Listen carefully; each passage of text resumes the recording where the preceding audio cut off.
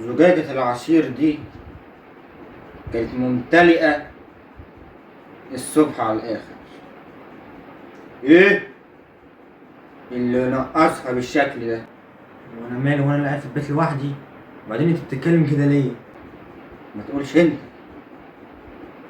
هتطعن السكينة في قلبي ومش هسامحك طول عمري عشان تغدر بابوك اللي رباك وعلمك بهذا الشكل. قلبك وكل ده عشان شوية عصير خدتهم منك؟ في ايه؟ لا لا، ما تقولش كده. انا لو عرفت استلقى وعدك، انا هسأل امك، ولو عرفت انت اللي حر.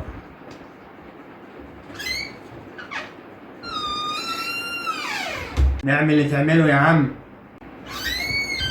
ولا احترم نفسك، لسه ما مشيتش. اصبر يا اخويا، اصبر لما اجيلك، اما اعرف مين اللي عمل كده. استنى عليا بس، استنى استنى استنى.